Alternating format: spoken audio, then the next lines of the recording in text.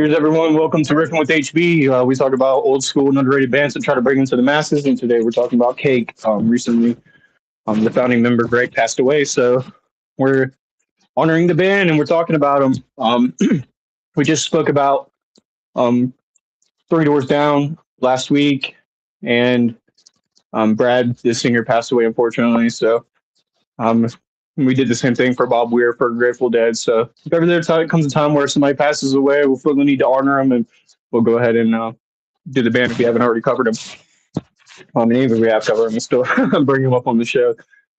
Coming, we're starting to do the show twice a week now, Thursdays and Saturdays. We're doing it Thursdays at 9 p.m. EST, Saturdays 2 p.m. Obviously, right now, schedule changes are bound to happen, but for now, that's what it's supposed to be.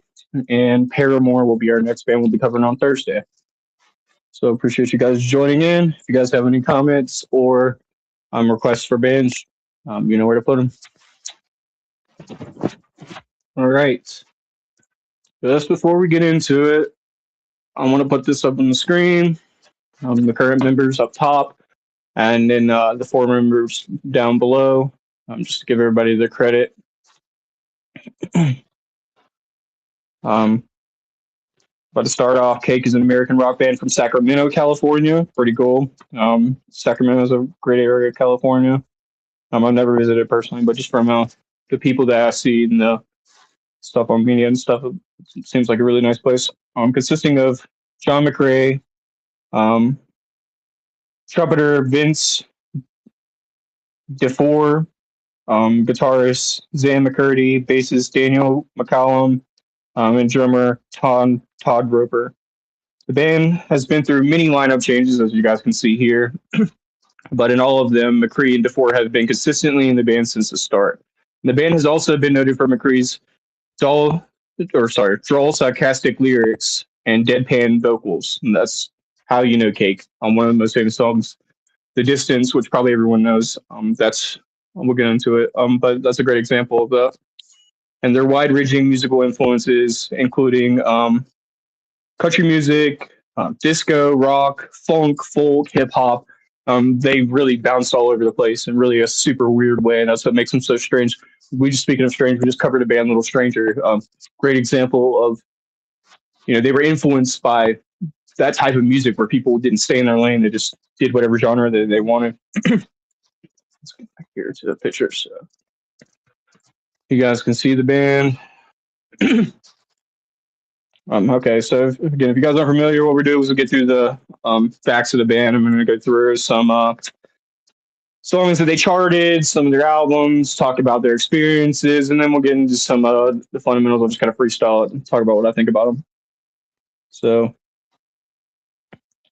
just a second, let me pull up some pictures here. Thank you guys for being here. At the end of the show, I'll give you guys a huge list of bands that we're going to be covering here soon.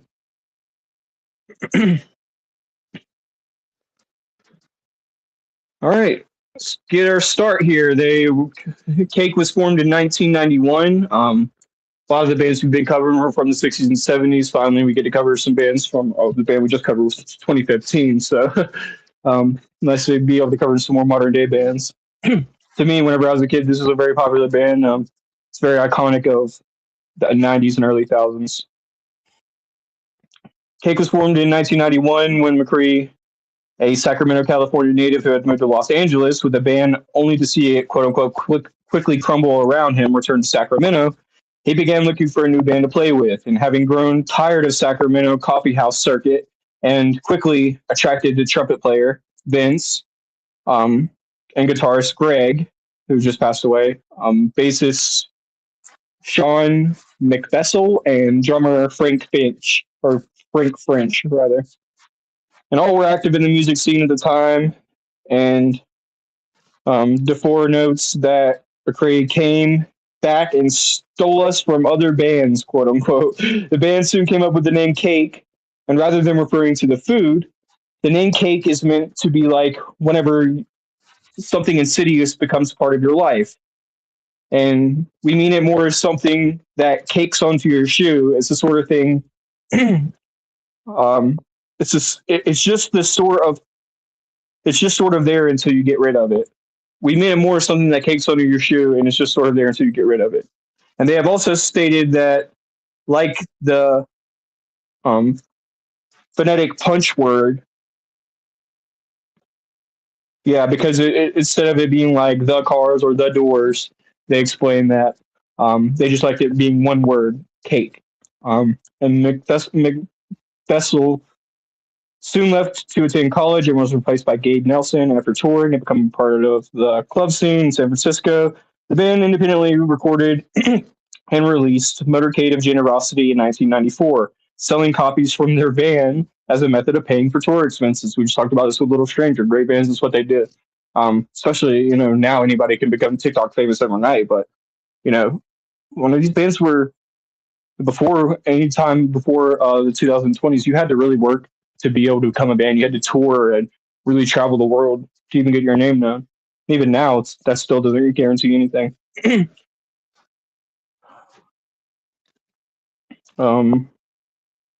Motorcade, um, which the album's first single, The Distance, written by Greg, actually, became the band's biggest hit to date.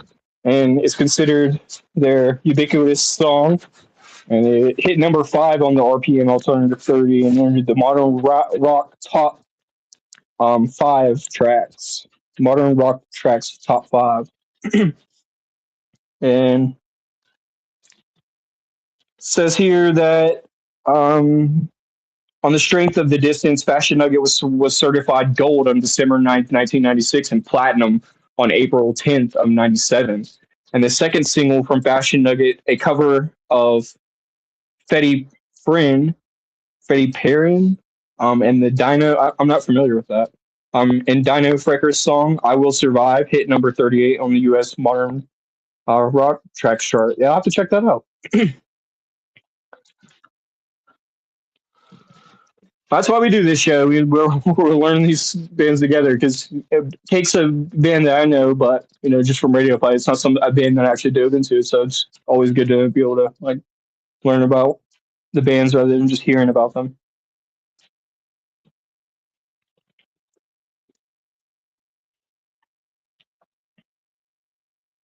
In '97, this is after the release of that song, and they started to get radio hit.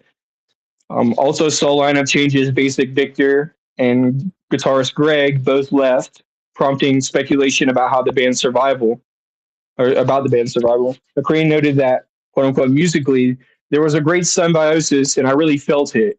And their departure, especially Brown's, was the most stupid thing in the world. And we talk about the language of music and the symbiosis and sharing a brain and all these different terminologies that all these different band members know. And if you play music, you know that's really super important to have. And whenever you find somebody that not only you have that musical symbiosis with, but the personal relationship with, to be able to get along with them, it's a special thing. Whenever somebody ends up leaving or dying, it creates a whole kink in the system, especially whenever bands are first starting. And there's so many bands we've already covered that is the exact situation. And there's a bunch more that we'll be covering where that's going to be the same thing. It says here that even though that they may not have been on good terms ever since his departure, Brown and them have Brown and Damani have formed a new wave influence, and I think the band is Death Ray. Yeah, the new wave influenced Death Ray.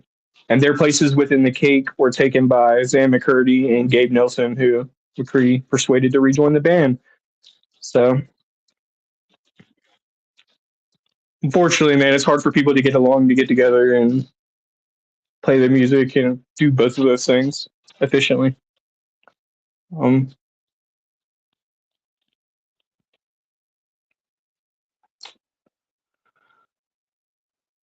This is prolonging the magic. McCray and Company to be a little more than the above average barroom act. Cake are surviving on songwriting crumbs. The album peaked at number 33 in the Billboard 200 and was listed in the Columbian as the second best album of 1998. It's incredible. And eventually went platinum after shipping over 100 million units. Not really a one hit wonder, though, I don't think. That album's first single, Never There, hit number 1 on the Billboard's Modern Rock chart and was followed by Let Me Go in '99, which hit number 30. Following the Prolonging the Magic's release, the band toured the United States, playing in cities including San Diego and Los Angeles. And a tour of Europe was temporarily postponed in March after McCrae broke his bone and his hand while moving furniture, and also led to the delay of the European release of Prolonging the Magic. Both the album release and the tour happened mid-April, and Cake playing at the London Astoria later showed locations in North America, including Chicago, St. Louis, Missouri, and Toronto.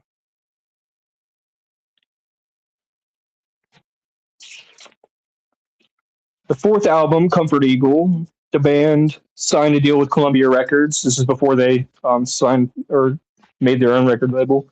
Comfort Eagle was both, which I'll talk about in a second. Comfort Eagle was both produced and arranged by the band and was recorded at Paradise Studios in Sacramento and Hyde Street Studios in San Francisco. followed by recording drummer Todd. Uh, Following the recording, drummer Todd Roper left the band, citing the band's extended touring would put on his time and the commitments his two children represented. That is pretty typical. He was replaced by Pete McNeil. I talk about this a lot. You know, those bands were pumping out albums every single year, and it's a commitment. It's a job. You have to get up every single day and think about the next song you're going to write, the next chord progression you're going to do, and putting this work in. Whenever you start to become famous, it's almost like these. Well, it's not almost. It's definitely like these record labels and the fans demand more and more and more out of you. It's like squeezing juice from a lemon that has already been squeezed, and you're not going to get anything out of it. So we talk about this a lot, and your family's involved, that makes it even more of a reason to be like, yeah, I'm done with this. I'm going to take a break, sit on the back burner, and that creates more better music because you're living life, having experiences to be able to write those albums. The album's release was preceded by the release of its first single, "Short Skirt, Long Jacket," described as a parable about the relationship between prosperity and the population boom. And there's nothing more procreational than the than economic prosperity. An accompanying video was directed by McRae and recording using the DV system. It featured Vox Populi recordings of members of public listening to the song, given their opinion. And Short Skirt, Long Jacket hit number 2 on the Bear Rock Top 10 in Canada and number 7 on the Billboard Modern Rock Tracks. It's incredible. I wonder what it makes me think what the other songs are. Maybe I'll look them up here in a second. The video became the 30 most requested tracks on MTV. Billboard writers later listed the video as 5th best of 2001. Let's check out some of the other ones from that time period. Number seven. Oh, Jesus, I can't talk today. Number 7 on the Billboard Modern Rock Tracks. So let's look that up.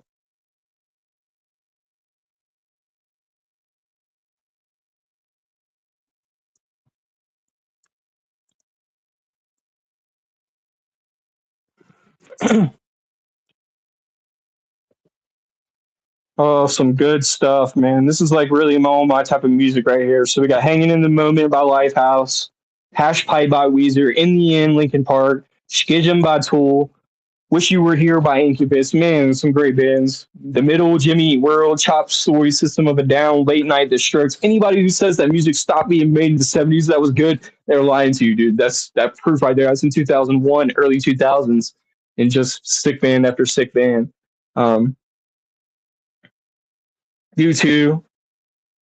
Yeah, it's crazy to think that the Strokes got there early. That's like their start that early. I would not have expected that. I would have figured it would have been a little later than that. Be a great band to cover as well. Should write them down real fast in just a moment.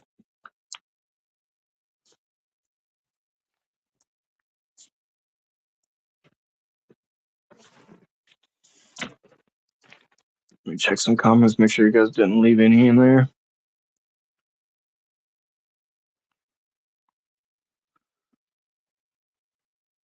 Cheers. Thank you guys for joining in. Let's get back into it. About 15 minutes or so.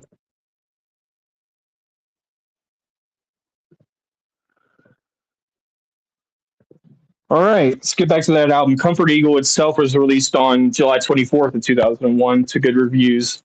The Houston Chronicle described it as cake at its best, while great album too, by the way.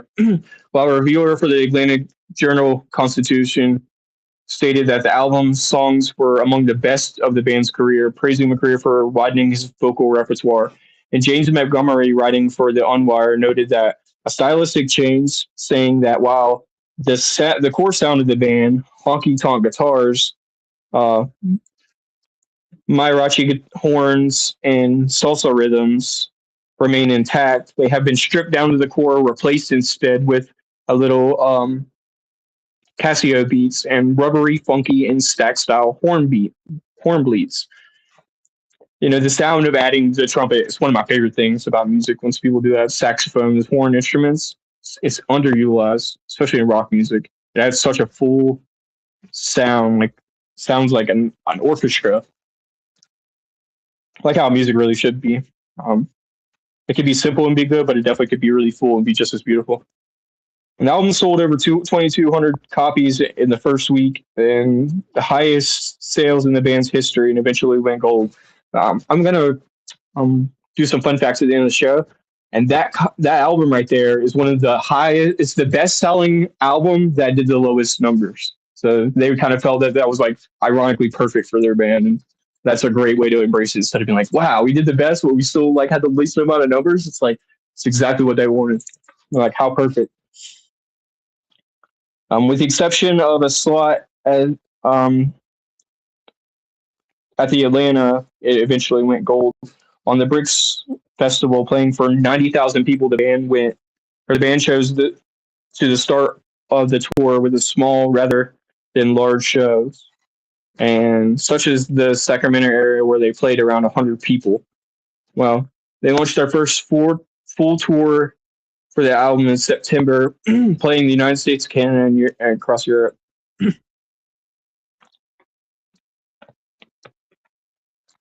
All right, we're getting into 2002 here. Love You Madly. Um, a second single was released, and with an accompanying video, again produced by McCree. And the video featured DeFore and McNeil competing in a cooking competition judged by Rick James, Phyllis Diller, and Jeff Smith, and was noted by Billboard as continuing the fresh, witty, and downright fun styles seen in Short Skirt video. Cake had planned the second tour of Europe, followed by a series of shows around the United States, but in the view of September 11 attacks, chose not to travel overseas. But instead, check this out, you guys. Instead, the band streamed a performance internationally from the Yahoo headquarters in California, playing emailed requests. That is such a crazy. In 2002, it was a different world. Again, you couldn't just get up on Instagram and be like, we're just going to go live and do what we're doing right now. You couldn't just do that. Even for a band like that, they had to use something like Yahoo and get people to email in requests. It's pretty cool. The United States tour went ahead as planned, and Cake playing concerts in Birmingham, Alabama, St. Petersburg, Florida, Salt Lake City, and Las Vegas. This was followed by the Unlimited Sunshine Tour, a traveling festival headlined and planned by the band featuring Modest Mouse, which we're going to be covering really soon, actually, De La Soul and the Flaming Lips. A second Unlimited Sunshine Tour was undertaken in 2003, featuring Cake, Cheap Trick, and the Henshaw, or the Hackensaw Boys. Never heard of them. The Hackensaw Boys. Y'all ever heard of them? Let me know. Maybe we'll cover them. Cheap Trick, Stuff and Band won't be covered soon enough. It's kind of crazy because especially during the September 11 attacks, it changed the whole world, and they're probably not the only band who decided to switch up touring, but that's fucking amazing that they were like, you know what? Let's just stream internationally. That way we can go all over the world. We don't even have to worry about choosing certain places. Anybody with internet connection can literally see us. So it's a beautiful thing. I love when bands do that. Especially, it's the same concept as comedy and music has so much in common. I'm going to talk about this a lot, and I'm not even a really super huge comedy fan, but I think it's important to notice the artistic similarities. And whenever people put out a comedy skit and they do it on YouTube, like their whole hour and a half, 2 hour live performance of their comedy show, they put it on YouTube. They get way more exposure. People love their stuff way more. They're going to end up selling more tickets, and everybody gets their stuff for free. So everyone wins. You get more of what you want, and the fans get more of what they want. It's a beautiful way to do it. All American Rejects. They've been going around. I don't know if they still are, but they've been going around recently the past couple of years and doing free shows all over the world. All you got to do is show up. They'll be playing at college parties and block parties and you name it. Just venues everywhere that they can because they're giving back to the people. It's I respect people for doing what this guy's doing, and you get big and you want to go take time for your family and do your thing. That's respectful. I get it, but what more could you do than to give back? The drummer from Red Hot Chili Peppers, Chad, he's now doing lessons on Drumeo. You guys are playing drums and you want to learn how to play? Go to Drumeo and get lessons from the Red Hot Chili Peppers drummer. It's really sick because these people are starting to get big and they're giving back to the community. They're doing exactly what the fuck they should. And of course, the guy from Chili Peppers, of course, they would be the type of homies to give back anyway. But it's great. It's what we should be doing for our community if you're a musician, giving to people, helping them out, helping them grow. It's a beautiful thing. All right.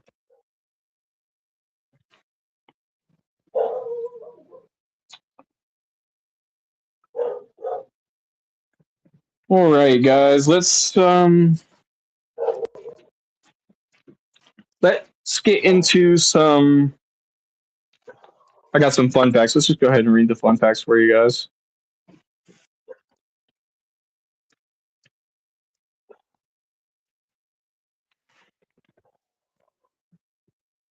All right. Vibra The band often incorporates Vibra into their shows. It's pretty cool. Little fun fact there. And if you, well, especially later and on in their songs, they started to do that. If you notice, he'll be on stage actually playing that thing live. Um, you guys give me just a second.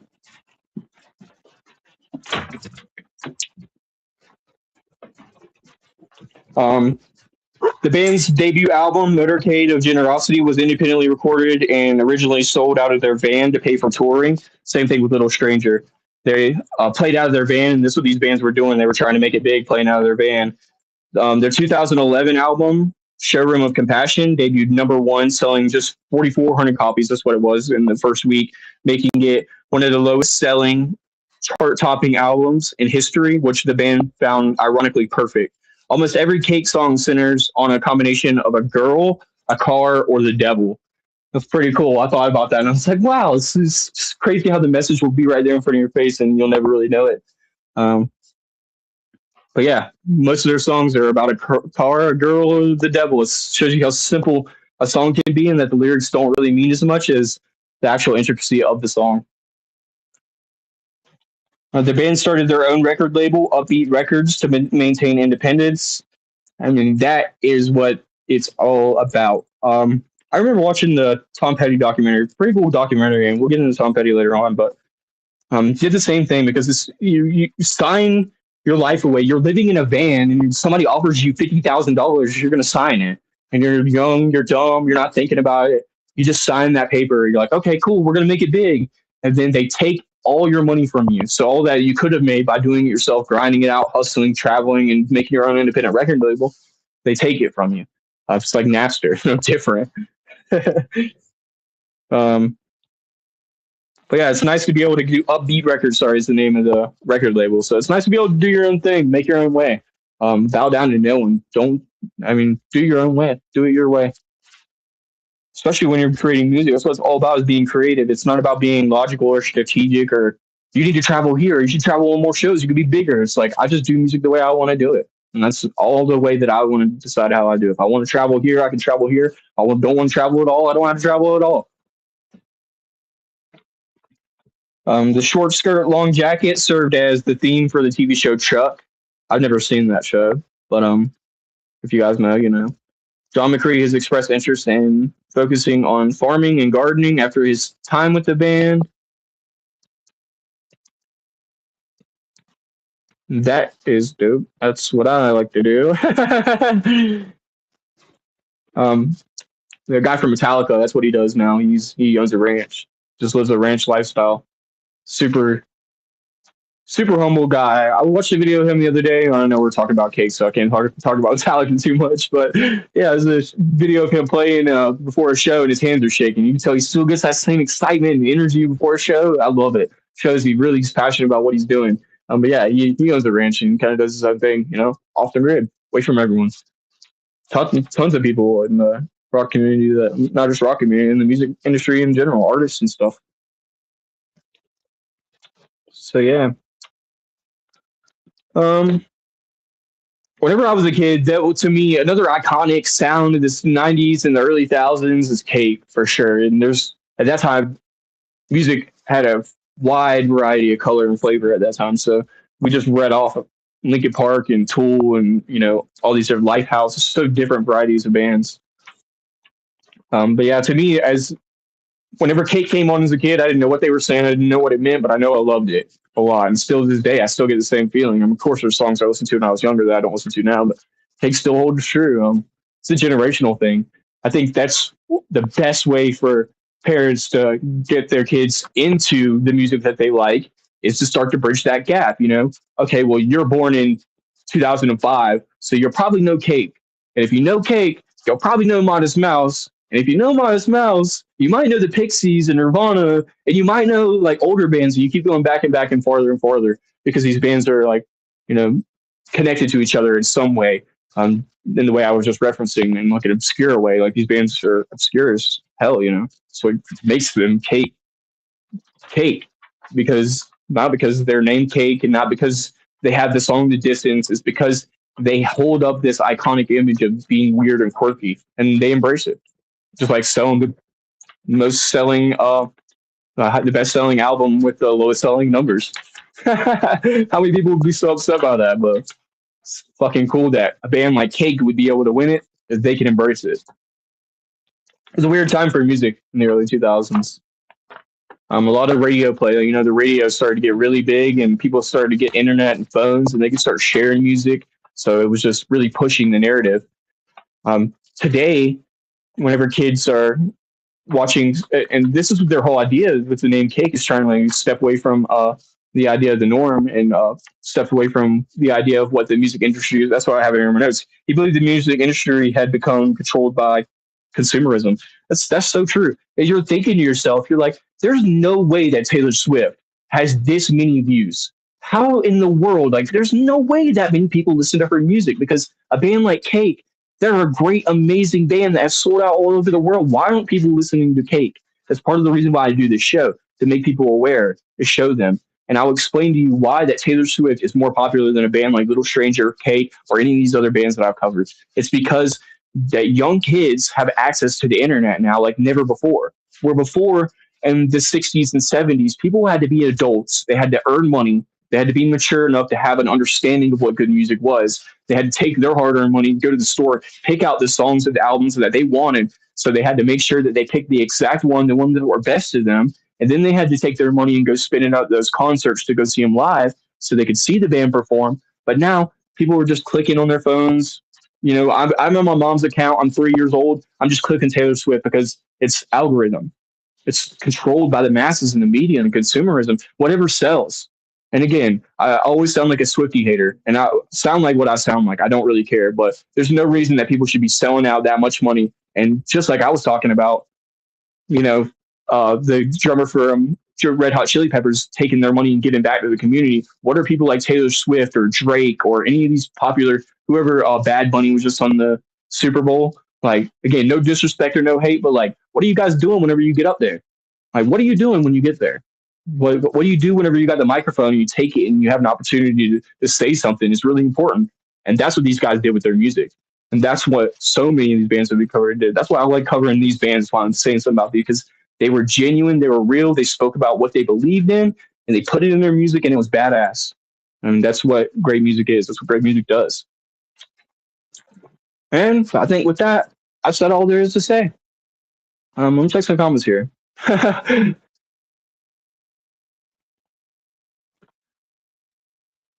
Recorded off the radio on cassette tape. Yep, I was a little bit before my time, but I definitely get the reference. Some of my older cousins and my older sister would do that. Wait for the song to come on the radio at the exact time so you can listen to it, play it on your phone's your answer machine message. So yeah, I come from the time of where we could download songs and put it on there. I'm part of the problem, no doubt, because there's songs and bands that I used to listen to whenever I was 13 years old, and I was pushing those bands up to the top by listening to their albums, streaming their songs, and now I don't even listen to them because now I've understood, like, it's just like anything. Like when we're 13 years old, we don't have a great understanding about life, since the content and the things that we're going to put ourselves around are not going to be ideal. We get older, we get mature, we understand what real music is and what good music is, then we apply that to our life. And I try not to take personal things into account too much. If a person's good, I try to just leave it at that, and not really take who the person is into account. But I definitely do. Buying a tape, that's what I'm talking about. We need to go back to tapes and records. I don't have a record player, but it's something I've always dreamt of, because I love that old school sound. It's the intricacies as we get into AI music. People are love it or hate it. The way to differentiate yourselves from AI is to be able to, I don't play my chords on time. I switch up whenever the beat comes, or I play louder whenever the chorus comes in, so you could hear the guitar over my vocals. And it's interesting because it's the language of music, dude. You start to learn it. And to me, my ignorance is just while I doing the show, I'm doing the jam session after the show because it starts to help me learn the fundamentals of music. Again, as I grow older and want to mature and grow up and level up my music, I have to learn these things. And learning uh, scales and stuff like that. Because I already know, I already feel in my heart why a C to an A feels good, but I don't understand why. So if I can understand, oh, it's because these two have the same root, and then I can be like, oh, I can correlate it together and figure out um, keys and timing and all that kind of good stuff. Styles and dynamics.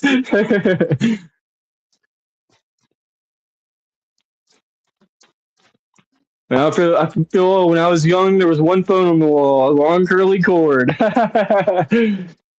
Heck yeah, that's why we do this show because we're all getting older, so it's nice to be able to sit and talk about whenever I was a kid, Rolling Stones was first on the radio. They were my favorite fucking band. They were just touring for the first time all over the world. Then I went and seen them in concert. Dude, they blew the fucking world. That's what the shit I want to hear because me, I can't get that. So that's the closest I can get is being able to just sit there and go, wow, tell me about whenever you first saw The Who or Black Sabbath or any of these bands, because that's where I can like connect to that shit. It's the same with you guys. You guys don't want to feel out of the loop of music. It's always good to find new music and see what's going on with the younger generations. So you come to me and you're like, yo, what's popping with this little stranger band you keep talking about? I'm like, you gotta fucking check them out. Check this shit out. And I'll let you know. So if you don't know about Cake, check them out. And if you don't like them, fucking skip it. Who cares? There'll be another band next week that I'm sure you'll love, or in the upcoming weeks. So yeah, so the whole idea we're trying to get people to know, bridge the gap of generations, and nothing does that better than psychedelics and music, and that's what all our channel is about. Trying to bridge the gap from people that were born in the '70s who feel like they can't connect with the younger generation, but we can do it through things like music. It's simple. Cheers. Cheers, everyone. Yeah, man, y'all have a good day. We ran for about 35 minutes or so. Felt good. Yeah, I feel like um, next week will be a great episode with Paramore. We're also going to, it might run a little bit longer with that episode because we're going to do Haley Williams solo stuff and the band Paramore. You guys know Paramore. If you don't know, what the hell are you doing sleeping under that rock? The sun is shining. Go check out some of her new, if you haven't, if you know Paramore, check out some of her new solo stuff because it'll blow your mind. It's totally different. It's not like the hardcore punk alternative rock. It's more melodic and 80s and disco and very funky and free, floaty kind of music. It's really nice.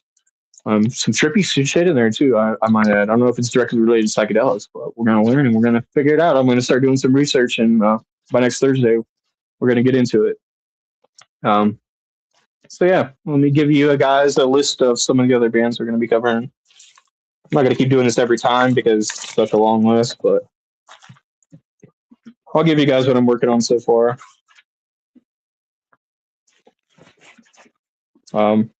Modest Mouse, I'm sure we're going to be covering soon. So next is going to be after Paramore, we're going to be doing the Black Keys. We're going to be doing Rush, the Allman Brothers, Little Straight. Or sorry, we already did Little Stranger. I forgot to move them up. My bad. Prof. Talk about Prof a lot. Prof and Little Stranger. I wanted to go ahead and get off my list really quick because Prof's a rapper, super underrated. But if you like hip hop, that kind of stuff, check him out. He's coming out with a new album now. He just dropped a new song on Friday with Mexican OT and Future, I believe. But yeah, it's a great album coming out soon. He's already played a couple of whenever I saw him last April in Red Rocks, he played a couple of those songs live. So can't wait for the fucking album to drop. They're not even released anywhere except for that Red Rocks album. If you guys want to know who Prof is, go check out the Red Rocks performance and yeah, watch that all the way through. Sick ass concert. Seether, Steve Miller, Megadeth, Gin Blossoms, Modest Mouse, Wookie Foot, Godsmack, Rage, Rage Against the Machine, Sublime, Nirvana, Bush, Green Day, Foster the People, Linkin Park, The Police. We got a bunch of great bands, man. On and on and on. Starting to get more to the 90s and stuff too. But as along the way, we're gonna mix in some of the more old school bands. I'd love to get some of them more heavy metal bands like Megadeth and Black Sabbath, things like that. But Godsmack, Rage Against the Machine, Sublime, Nirvana, Bush, Green Day. That's gonna hit every tally mark for me on the way down. those are bands that, as a kid, I had in my playlist 100%, and still to this day, they will definitely pop up. And I won't skip them usually. Cool, bunch of cool bands, man. I just wrote down a couple more, so again, moving on along. If you guys have any more, drop them in the comments. If you guys want to do jam sets, reach out to me on Discord, Headbuster all lowercase, hashtag 8595, Instagram all lowercase, Headbuster290. We're going to be doing sleepover next Friday on Mystics, also here on HB Gems here. So yeah, we're going to be staying up all night and see how long we can stream. We might do like a 12-hour long stream. So you guys bring snacks and bring your PJs. May bring some and some trippy shit and fucking come hang out. Speaking of that too, by the way, I got 2 new shows coming up. We do Riffin with HB, so we're going to be doing 2 new extra editions. I know I'm going to be cramming my life full of content, but we're going to be doing Roughing with HB, where I'm going to be staying out in the woods and camping and surviving off the wilderness and seeing how far we can rough it. And then we're going to be doing, speaking of cannabis, we're going to be doing a show called Puffin with HB. We haven't decided if we're going to put it on Mystics yet, but it's going to be on my personal channel, Headbuster290 on YouTube. And we're going to be just kind of shooting. It's going to be more chill, like what I'm talking right now. We're just going to be smoking and hanging out, shooting the shit, talking about bands and psychedelic. It'll be like open chat, talk about whatever. So yeah, I feel like I have a place for all my things now. I have a place for my philosophy talk with Mystics. I have a place for my musical talk with this show, Riffin, and then I have my nature with Ruffin, and then I got my Puffin with HB, which it's all about just hanging out with the people and smoking and fucking talking. Red Rocks was really fucking awesome, man.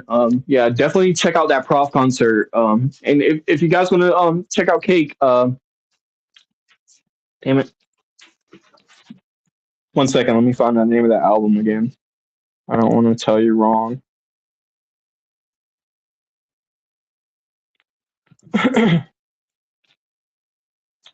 Comfort Eagle. Yep. Go check out Comfort Eagle if you want to check out some Cake. Prop is like hip hop stuff. If you guys love rock and roll, get a bite full of cake. Cheers, everyone. Thank you guys so much for being here. I'm trying to see if there's anything else I'm missing. Derek's got Bible studies on Tuesdays. If you guys are Christian followers, Mythic Journeys, we're going to be getting back into the Bhagavad Gita. It's a Hindu scripture. And back on Way Back Wednesdays and all the way through. Hopefully Nerdy will be doing a show here soon on his own thing as well too. We'll be keeping you guys updated about that. Let's see if there's anything else I'm missing here. Yeah, come join us next Friday for a sleepover. We're going to see how far we can push the stream. This is to say how long it'll go, what'll happen, but as we get closer and closer, keep you guys updated. We figure Friday is a good day to do it because people, have Saturday off usually. So come join us, and guys stay tuned for next Riffin with HB next Thursday. Thank you guys so much for joining in. Bye, everyone.